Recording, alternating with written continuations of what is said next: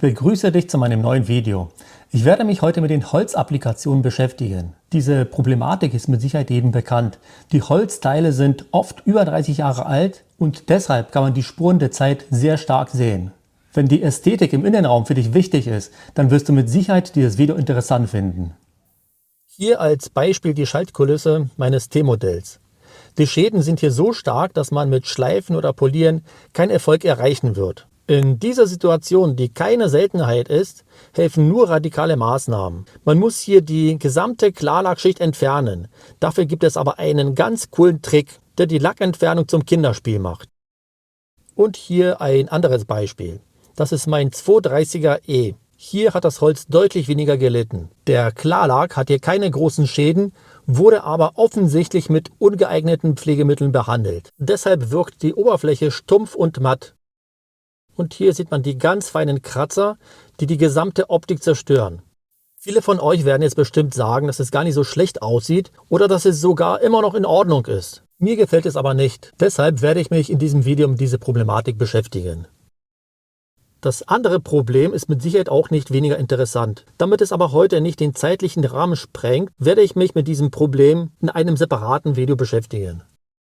Jetzt also zu dem heutigen Hauptdarsteller. Hier ist der 230er E und seine Holzapplikationen, die jetzt für die Aufbereitung ausgebaut werden.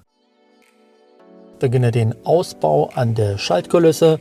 Hier muss ich eine Schraube lösen. Dafür benutze ich einen Kreuzschraubendreher.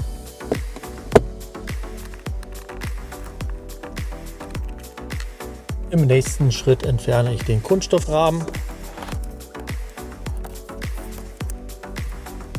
Jetzt kann das Stück Holz entnommen werden. Wird hier noch an den Schaltern festgehalten, deshalb ganz vorsichtig anheben. Genau. Und vorne ist es noch mit 2 Haken befestigt, deshalb leicht nach oben. Und jetzt ganz vorsichtig entnehmen. Genau. Den Schalter werde ich noch später entfernen.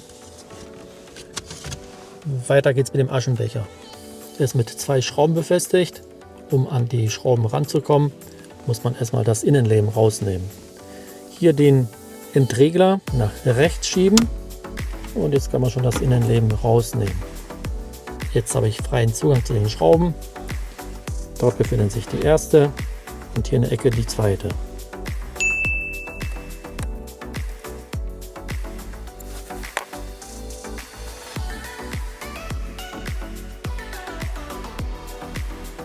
Jetzt ist er lose und kann entnommen werden.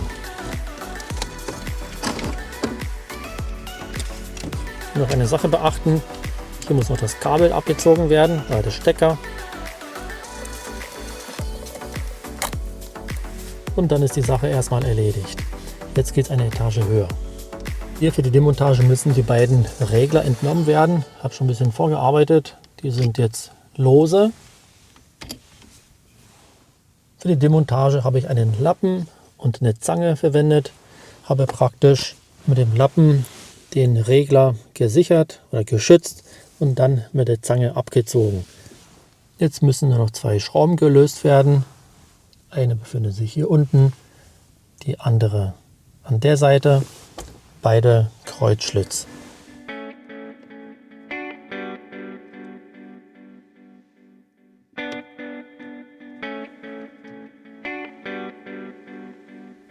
So, und endlich bin ich an dem letzten Schritt der Demontage angekommen. Jetzt muss ich die beiden Sechskantmuttern lösen, Schlüsselweite 24 mm. Aber um die Beleuchtung nicht zu beschädigen, entferne ich die Leuchtkörper. Einfach rausziehen.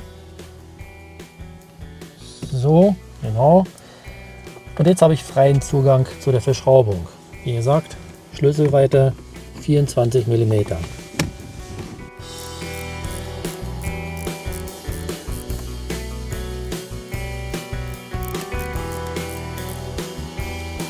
Und jetzt ganz vorsichtig entnehmen. Ich beginne hier unten, leicht anwinkeln. Genau. Und jetzt rausziehen. Erledigt. So sieht das Teil aus. Man könnte das jetzt schon so bearbeiten, aber Die Kunststoffteile, damit sie nicht verschmutzt werden beim Polieren, beim Schleifen, die kann man auch noch entfernen. Die sind mit kleinen Schräubchen befestigt, Kreuzschlitz, jeweils 4 Stück. Die werde ich natürlich auch lösen und dann die Kunststoffteile rausnehmen.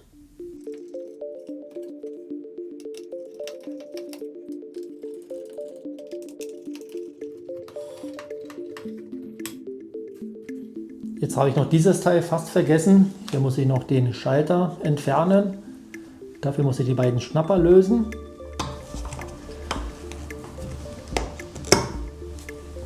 So, jetzt da draußen.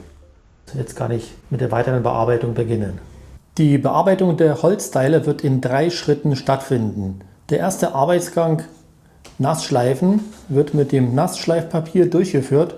Dadurch, dass meine Holzteile gar nicht so schlecht aussehen, habe ich mich für die 2000er Körnung entschieden. Wenn der Klarlack aber in einem schlechteren Zustand sich befindet, empfehle ich die 1000er Körnung, anschließend im zweiten Schritt 1500er und als letzten Schritt dann den 2000er. Für die Extremperfektionisten ist noch die 3000er Körnung vielleicht interessant. Beim Schleifen immer darauf achten, dass man nicht so viel Wasser benutzt, weil ansonsten kann das Holz das Wasser aufnehmen und dadurch Schäden verursachen. Nach dem Nassschleifen kommt der zweite Arbeitsgang, das Polieren. Ich habe mich für die Metallpolitur entschieden, aber man kann genauso gut Rot-Weiß-Politur verwenden. Man erreicht damit genau die gleichen Ergebnisse oder genauso gute Ergebnisse. Bei diesem Arbeitsgang ist natürlich Geduld gefragt. Je länger man poliert, umso besser die Oberfläche. Deshalb hier muss jeder selbst entscheiden, mit welchem Ergebnis er zufrieden ist. Jetzt komme ich zu dem dritten und letzten Arbeitsschritt. Hier wird die Oberfläche mit einem Polierwachs noch bearbeitet, um den maximalen Glanz zu erreichen. Ich werde in der Videobeschreibung alle Produkte verlinken, die ich für die Bearbeitung meiner Holzteile verwendet habe. Jetzt werde ich das etwas abkürzen und zeige ich dir das Endergebnis im eingebauten Zustand. Und so sieht das Endergebnis aus. Ich werde mich freuen, wenn du mir per Kommentar deine Meinung dazu schreibst.